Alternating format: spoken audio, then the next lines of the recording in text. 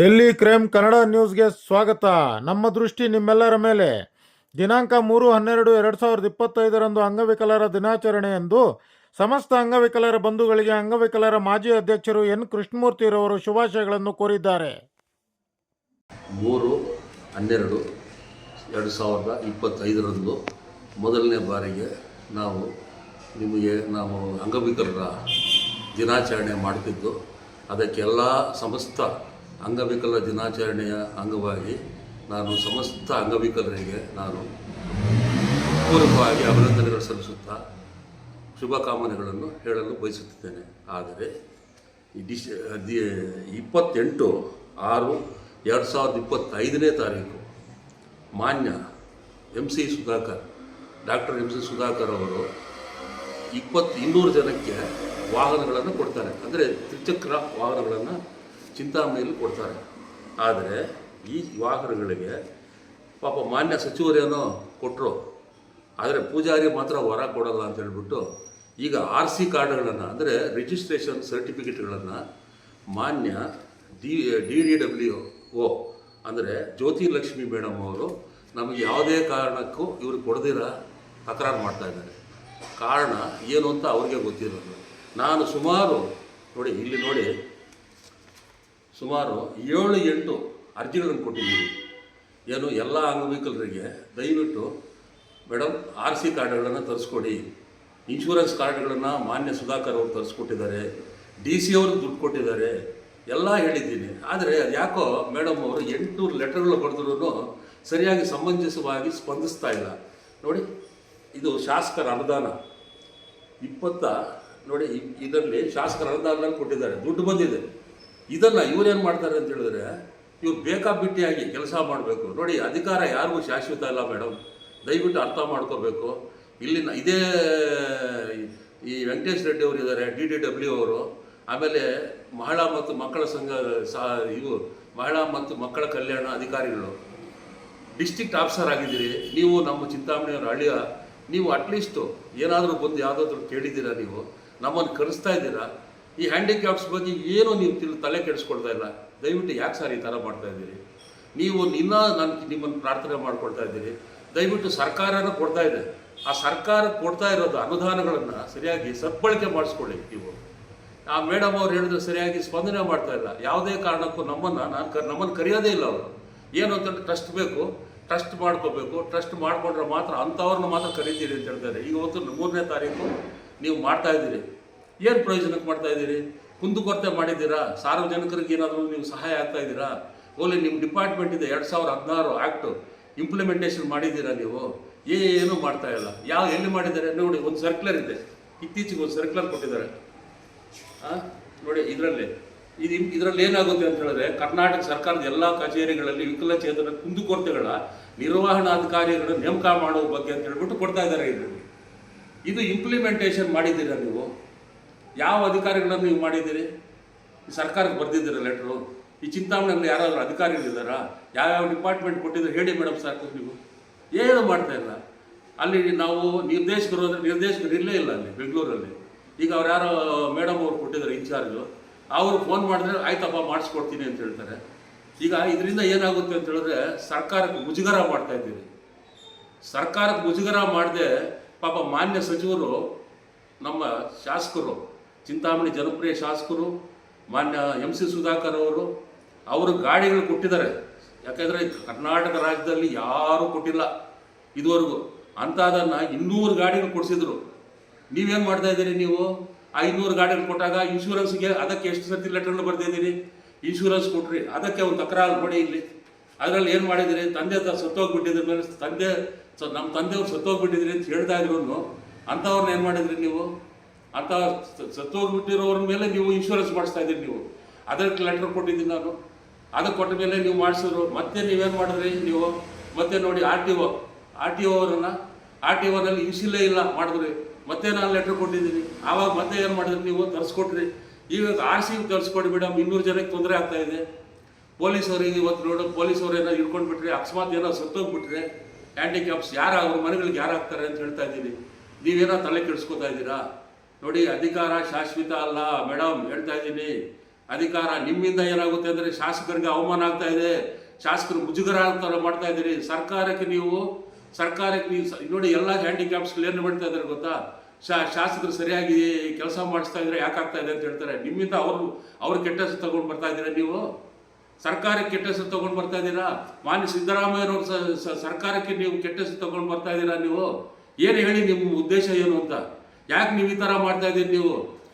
ನಿಮಗೆ ಮಾತ್ರ ಸಂಬಳ ಕರೆಕ್ಟಾಗಿ ತಿಂಗಳು ಬೇಕು, ಎಲ್ಲ ಸವಲತ್ತುಗಳು ಬೇಕು ಸರ್ಕಾರದಿಂದ. ಸರ್ಕಾರಿ ಸವಲತ್ತುಗಳನ್ನು ನೀವು ಸದ್ಬಳಕೆ ಯಾಕೆ ಮಾಡ್ಕೊಳ್ತಾ ಇಲ್ಲ ನೀವು? ನಮ್ಮ ಜನಕ್ಕೆ ಯಾಕೆ ಕೊಡ್ತಾ ಇಲ್ಲ ನೀವು? ಅದು ಶಾಸಕರು ಬಂದು ಹೇಳಬೇಕಾ?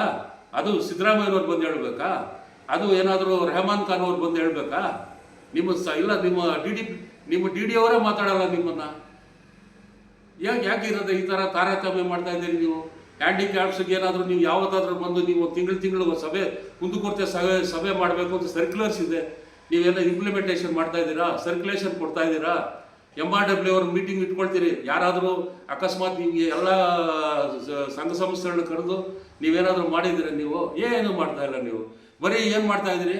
ಬಂದಿದ್ದೀನಿ, ಓದಾಪುಟ್ಟ ಬಂದಾಪುಟ್ಟ ಅಷ್ಟೇ. ನಾನು ನಿಮ್ಮ ಕೆಲಸ ಇನ್ನೇನು ನಿಮ್ದೇನು ನಿಮ್ಮ ಪಾರ್ಟ್ ಆಫ್ ವರ್ಕ್ ಏನಿಲ್ವ ಇಲ್ಲಿ?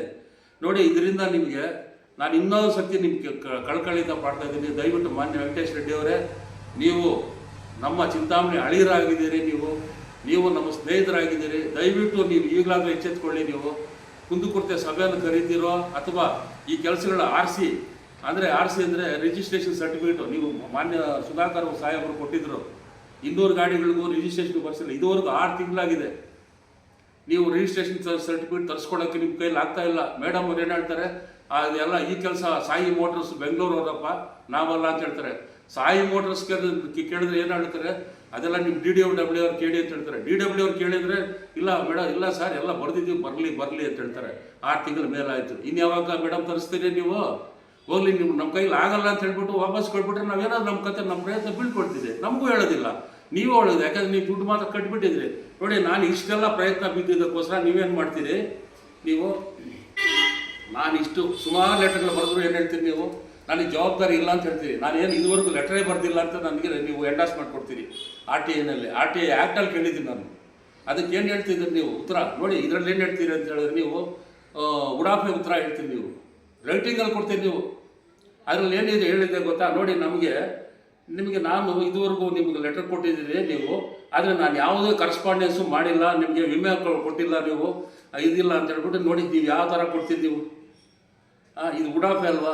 ರೈಟಿಂಗಲ್ಲಿ ಕೊಡ್ತೀರಲ್ಲ, ಏನು ಕೆಲಸಗಳನ್ನ ನಾವು ಮಾಡಿಸಿಲ್ಲ ಅಂತ ಹೇಳ್ಬಿಟ್ಟು ಯಾಕೆ ಮೇಡಮ್ ಈ ಥರ ಮಾಡ್ತಾ ಇದ್ದೀರಿ ನೀವು? ನಿಮ್ಗೆ ಇಷ್ಟ ಇದ್ದರೆ ನಮ್ಮ ಈ ಜಿಲ್ಲೆನಲ್ಲಿ ಇಲ್ಲಾಂದರೆ ಟ್ರಾನ್ಸ್ಫರ್ ಮಾಡಿಸ್ಕೊಳ್ಳಿ. ನೀವು ಫಸ್ಟ್ ಆಫ್ ಆಲ್ ಏನಾಗಿದೆ ಗೊತ್ತಾ ನಿಮಗೆ? ನೀವು ಆ್ಯಕ್ಚುಲಿ ನಿಮ್ಗೇನು ಅಂತ ಹೇಳಿದ್ರೆ, ನೀವು ಮಹಿಳಾ ಮತ್ತು ಮಕ್ಕಳ ಕನ್ನಡಲ್ಲಿ ಸೂಪರ್ವೈಸರ್ ಆಗಿದ್ರಿ. ನೀವು ಏಕ್ದಮ್ ಅಂತ ಹೇಳ್ಬಿಟ್ಟು ನೀವು ಆಫೀಸರ್ ಆಗಿಬಿಟ್ರಿ. ನೀವು ಆಫೀಸರ್ ಆದ ತಕ್ಷಣ ನಿಮ್ಗೆಲ್ಲೋ ಒಂದು ಕಡೆ ನಿಮಗೆ ಅನುಭವದ ಕೊರತೆ ಇದು ಕಾಣಿಸ್ತಾ ಇದೆ ನಿಮಗೆ. ದಯವಿಟ್ಟು ನೀವು ಅನುಭವ ಇಲ್ಲ ಅಂತ ಟ್ರೈನಿಂಗ್ ಹೋಗಿ ಮೇಡಮ್. ಏನು ಗೊತ್ತಿಲ್ಲ ಅಂತೇಳಿ 2016 ಇದುವರೆಗೂ ಇಂಪ್ಲಿಮೆಂಟೇಷನ್ ಮಾಡ್ತಾ ಇಲ್ವಲ್ಲ ನೀವು? ಇಂಪ್ಲಿಮೆಂಟೇಷನ್ ಮಾಡ್ತಾ ಇಲ್ಲ. ನೋಡಿ, ಇವೆಲ್ಲ ಸರ್ಕ್ಯುಲರ್ಗಳಿದೆ. ಏನಾದರೂ ನೀವು ಮಾಡಿದ್ದೀರಾ? ನೋಡಿ, ಯಾವತ್ತು ಮಾಡ್ತಾರೆ ಸಚಿವರು? ನೋಡಿ, ಸಚಿವರು ಲೆಟರ್ ಕೊಟ್ಟು ಕಳಿಸಿದ್ದಾರೆ ಮಾನ್ಯ ಇವರು. ಅವ್ರಿಗೆ ಏನು ಗೌರವ ಇರುತ್ತೆ? ಅವ್ರ ಬಗ್ಗೆ ಏನಾದರೂ ಮಾತಾಡ್ಕೊಳ್ತಾರೆ, ನಮಗೆ ಮುಜುಗರ ಆಗ್ತಾ ಇದೆ. ಯಾಕಂದರೆ ಅವರು ಪಾಪ 200 ಗಾಡಿಗಳು ತರಿಸ್ಕೊಟ್ರಲ್ಲ ಪಾಪ. ಅವರು ತಪ್ಪ? 200 ಗಾಡಿಗಳು ಕೊಡಿಸಿದ್ದೆ ತಪ್ಪ? ಅವ್ರು ಎಲ್ಲದಕ್ಕೂ ಬಂದು ನಿಮ್ಮನ್ನು ಕೇಳಬೇಕಾ? ಯಾಕೆ ಗಾಡಿಗಳು ಕೊಡಬೇಕು, ಏನು ಮಾಡಬೇಕು, ಹೇಗೆ ಮಾಡಬೇಕು ಅಂತ ಹೇಳ್ಬಿಟ್ಟು ನಿಮ್ಮನ್ನು ಕರೆದು ಕಣಿ ಕೇಳಬೇಕಾ? ಇಡೀ ಶಾಸ್ತ್ರ ಮಾಡಬೇಕಾ ಅವರು? ದಯವಿಟ್ಟು ಅದೇನು ಮಾಡ್ತೀರೋ ಮಾಡಿ ಮೇಡಮ್ ನೀವು. ನಾವು ಯಾಕಂದರೆ ಬೆಳಗ್ಗೆ ಆದ ತಕ್ಷಣ 3ನೇ ತಾರೀಕು ಅಂಗವಿಕಲ ದಿನಾಚರಣೆ ದೊಡ್ಡದಾಗಿ ಮಾಡೋಕ್ಕೆ ಹೋಗ್ತಾ ಇದ್ದೀವಿ. ನೀವು ಕುಂದುಕೊರತೆಗಳು ಇಷ್ಟೊಂದಿದೆ, ಬೆಟ್ಟದಷ್ಟಿದೆ ಕುಂದುಕೊರತೆ. ಏನು ಮಾಡ್ತಾ ಇದ್ದೀರಿ ನೀವು? ಏನು ಆ್ಯಕ್ಷನ್ ತೊಗೊಳ್ತಾ ಇದ್ದೀರಿ ನೀವು? ನಮ್ಮನ್ನು ಕರೆದಿದ್ದೀರಾ? ಯಾವುದಾದ್ರು ಸಂಘ ಸಂಸ್ಥೆಗೆ ಕರೆಸ್ತಾ ಇದ್ದೀರಾ? ಹೋಗ್ಲಿ ಪೇಪರ್ಗೆ ಹಾಕ್ಸಿದ್ದೀರಾ?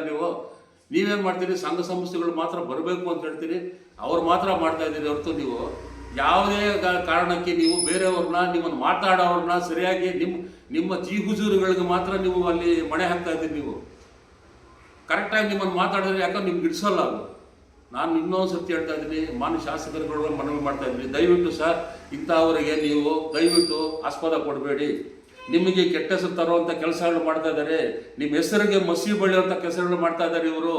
ಎಲ್ಲ ಹ್ಯಾಂಡಿಕ್ಯಾಪ್ಟ್ಗಳು ಈಗಾಗಲೇ ನಮ್ಮನ್ನು ಕೇಳ್ತಾ ಇದ್ದಾರೆ, ಬೈಕ್ ತಿರ್ತಾ ಇದ್ದಾರೆ. RC ಕಾರ್ಡ್ ಕೊಡ್ಸೋಕ್ಕಾಗಲ್ಲ ಅಂತಂದರೆ ಈ ಸರ್ಕಾರ ಏನಕ್ಕಿದೆ ಅಂತ ಹೇಳ್ಬಿಟ್ಟು ನನ್ನನ್ನು ಕೇಳ್ತಾ ಇದ್ದಾರೆ. ಯಾಕೆಂದರೆ ನಾನು ಮಾಜಿ ಅಧ್ಯಕ್ಷನಾಗಿದ್ದೀರಿ. ನಮ್ಮನ್ನ ಬಂದು ಕೇಳ್ತಾ ಇದ್ದಾರೆ ಸರ್. ದಯವಿಟ್ಟು ನಾನು ಇವತ್ತು ಹೇಳ್ತಾ ಇದ್ದೀನಿ, ಶಾಸಕರಿಗೆ ತರಲೆ ಕೆಲಸ ಮಾಡಬೇಡಿ. ಶಾಸಕರ ಬಗ್ಗೆ ನೀವು ಅಗೌರವವಾಗಿ ಮಾತಾಡಿದ್ರೆ ನಮ್ಮ ಕಡೆ ಇಳಿಸೋದಿಲ್ಲ. ಅವ್ರಿಗೆ ಅಗೌರವ ಆಗ್ತಾ ಇದೆ. ಸರ್ಕಾರಕ್ಕೆ ಮಸಿ ಬೆಳೀತಾ ಇದ್ದಾರೆ ನಿಮ್ಮಂಥ ಅಧಿಕಾರಿಗಳಿಂದ. ಯಾಕೆಂದರೆ ಅಧಿಕಾರಿಗಳು ಇಂಪ್ಲಿಮೆಂಟೇಷನ್ ಮಾಡೋದಕ್ಕೆ ನೀವು ಇದ್ದೀರಿ, ಅರ್ಥ ಆಯ್ತಾ? ಅದನ್ನು ನೀವು ತಿಳ್ಕೊಳ್ಳಿ. ಫಸ್ಟು ನಿಮ್ಮ ಅಧಿಕಾರದಿಂದ ನೀವು ಚ್ಯುತಿ ತಂದರೆ ಮಾತ್ರ ನಾವು ಸಹಿಸೋದಿಲ್ಲ, ಯಾವುದೇ ಕಾರಣಕ್ಕೂ ನಾವು ಸಹಿಸೋದಿಲ್ಲ. ನಾನು ಈ ಥರನೇ ಮಾಡ್ತಾ ಇದ್ದರೆ ನಿಮಗೆ 15-20 ದಿವಸ ಟೈಮ್ ಕೊಡ್ತಾ ಇದ್ದೀನಿ. ಮತ್ತು ನಾನು ಅದೇ ನಿಮ್ಮ ಡಿ ಸಿ ಆಫೀಸ್ ಮುಂದೆ, ಅಂದರೆ ಜಿಲ್ಲಾ ಆಡಳಿತ ಭವನದ ಮುಂದೆ ನಾನು ಒಬ್ಬನೇ ಬಂದು ಸತ್ಯಾಗ್ರಹ ಕೂತ್ಕೊಳ್ತೀನಿ ಅಲ್ಲಿ. ಯಾಕೆಂದರೆ 200 ಜನಕ್ಕೆ ಕಾರ್ಡ್ಗಳು ನೀವು ಕೊಡಲಿಲ್ಲ ಅಂತ ಹೇಳಿದ್ರೆ ಇನ್ನೂ ಒಂದು ನಿಮ್ಗೆ ಅವಕಾಶ ಕೊಡ್ತಾ ಇದ್ದೀನಿ. ಮಾನ್ಯ ಡಿ ಸಿ ಸಾಹೇಬರನ್ನ ನಾನು ಕೇಳ್ಕೊಳ್ತಾ ಇದ್ದೀನಿ, ರವೀಂದ್ರ ಸಾಹೇಬರನ್ನ ಕೇಳ್ಕೊಳ್ತಾ ಇದ್ದೀನಿ, ಮಾನ್ಯ ಸುಧಾಕರ್ ಸಾಹೇಬರನ್ನ ಕೇಳ್ಕೊಳ್ತಾ ಇದ್ದೀನಿ. ಆಮೇಲೆ ಇನ್ನೊಂದು ನಿಮ್ಮ DDW ಅವರನ್ನು, ವೆಂಕಟೇಶ್ ರೆಡ್ಡಿ ಅವ್ರನ್ನ ಕೇಳ್ಕೊಳ್ತಾ ಇದ್ದೀನಿ, ನಿಮ್ಮನ್ನು ಕೇಳ್ಕೊಳ್ತಾ ಇದ್ದೀನಿ. ಜ್ಯೋತಿಲಕ್ಷ್ಮಿ ಮೇಡಮ್ ಅವರೇ, ದಯವಿಟ್ಟು ಲಘುವಾಗಿ ತಗೊಳ್ಬೇಡಿ.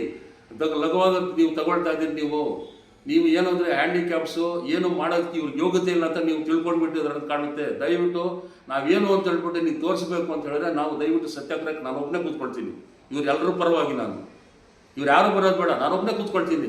ಅದು ಯಾಕೆ ಮಾಡೋದಿಲ್ಲ ನಾನು ನೋಡ್ತೀನಿ ಎಂದು ಅರ್ಥ. ಇದುವರೆಗೂ ಮತ್ತೆ ಶುಭಕಾಮನೆಗಳನ್ನ ಎಲ್ಲ ಸಮಸ್ತ ಕರ್ನಾಟಕ ಜನತೆ ಪರವಾಗಿ ಹ್ಯಾಂಡಿಕ್ರಾಫ್ಟ್ಸು ಅಂದರೆ ಅಂಗವಿಕಲರ ಬಗ್ಗೆ ಶುಭಕಾಮನೆಗಳನ್ನು ತಿಳಿಸ್ತಾ ನಾನು ಈ ಪುಟ್ಟ ಭಾಷಣವನ್ನು ಮಾಡ್ತಾ ಇದ್ದೀನಿ. ದಯವಿಟ್ಟು ನೀವು ಯಾವತ್ತೇ ಆಗಲಿ, ಇನ್ನೇನೇ ಆಗಲಿ, ನೀವೆಲ್ಲರನ್ನೂ ಗಣನೆ ತಗೋಬೇಕು. ನಿಮ್ಮ ಯಾವುದೋ ಒಂದು 2-3 ಚೇಲಾಗಳು ಮಾತ್ರ ಮಣೆ ಹಾಕಿಬಿಟ್ಟು ನೀವು ಕರೆಸಿಬಿಟ್ಟು ಮೀಟಿಂಗ್ ಮಾಡಿಬಿಟ್ಟು ಕ್ಲೋಸ್ ಮಾಡೋದಲ್ಲ. ನೀವು ದಯವಿಟ್ಟು ಎಲ್ಲರನ್ನೂ ಕರೆಸಿ. ಇದು ಯಾರು, ಈ ಹಬ್ಬ ಯಾರ್ದು? ಇದು ಹಬ್ಬ. ಇವತ್ತಿನ ದಿವಸ ನೋಡಿ ಸರ್ಕ್ಯುಲರ್ ಮಾಡ್ತೀವಿ. ಇವು ಸರ್ಕ್ಯುಲರ್ ಹೊಸದಾಗಿ ಬಂದಿದೆ. ಎಲ್ಲ ಸ್ಕೂಲ್ಗಳಲ್ಲಿ ಕರೆಸಿ ನೀವು ಮಾಡಿ ಅಂತ ಹೇಳ್ತಾರೆ. ಇದು ಹಬ್ಬದ ವಾತಾವರಣದಲ್ಲಿ ಮಾಡಿ ಅಂತ ಹೇಳ್ತಾ ಇದ್ದೀರಿ. ಬಟ್ ಯಾರು ಮಾಡ್ತಾ ಇದ್ದೀರಿ ನೀವು? ಹೇಗೆ ಮಾಡ್ತಾ ಇದ್ದೀರಿ ನೀವು? ಇದೇ ನಾನು ನೀವು ಮಾಡ್ತಾ ಇರೋ ಕೆಲಸ. ದಯವಿಟ್ಟು ನಾನು ಒಬ್ಬ ಪತ್ರಿಕಾ ವರದಿಗಾರನಾಗಿದ್ದೀನಿ, ಡೆಲ್ಲಿ ಕ್ರೈಮ್ ಪತ್ರಕರ್ತನಾಗಿ ವರದಿಗಾರನಾಗಿದ್ದೀನಿ. ದಯವಿಟ್ಟು ನಾನು ನಮ್ಮ ಇದರಲ್ಲಿ ಚಾನಲ್ನಲ್ಲಿ ಮೀಡಿಯಾದಲ್ಲಿ ನಾನು ಎಲ್ಲ ಅಧಿಕಾರಿಗಳನ್ನು ಒತ್ತಾಯಪಡಿಸ್ತಾ ಇದ್ದೀನಿ. ಮತ್ತು ಶಾಸಕರ ಬಗ್ಗೆಯೂ ಕೇಳ್ಕೊಳ್ತಾ ಇದ್ದೀನಿ. ಇಂಥ ನಾಲಾಯಕ ಆಫೀಸರ್ಗಳನ್ನು ದಯವಿಟ್ಟು ನೀವು ಇದೇನೋ ಮಾಡ್ತಿರೋ ಅದೇನೋ ಗೊತ್ತಿಲ್ಲ ಸರ್, ದಯವಿಟ್ಟು ಸರ್ಕಾರಕ್ಕೆ ಮಸಿ ಬೆಳೆಯುವಂಥದ್ದು, ಸರ್ಕಾರಕ್ಕೆ ಅಗೌರವ ತರುವಂಥ ಅಧಿಕಾರಿಗಳನ್ನು ದಯವಿಟ್ಟು ಇಲ್ಲಿ ಇಟ್ಕೋಬೇಡಿ ದಯವಿಟ್ಟು ಅಂತ ಹೇಳ್ಬಿಟ್ಟು ನನ್ನ ಈ ಚೊಚ್ಚಲು ಭಾಷಣವನ್ನು ನಾನು ಮುಗಿಸ್ತಾ ಇದ್ದೀನಿ. ಮತ್ತು ಜೈ ಹಿಂದ್, ಜೈ ಕರ್ನಾಟಕ.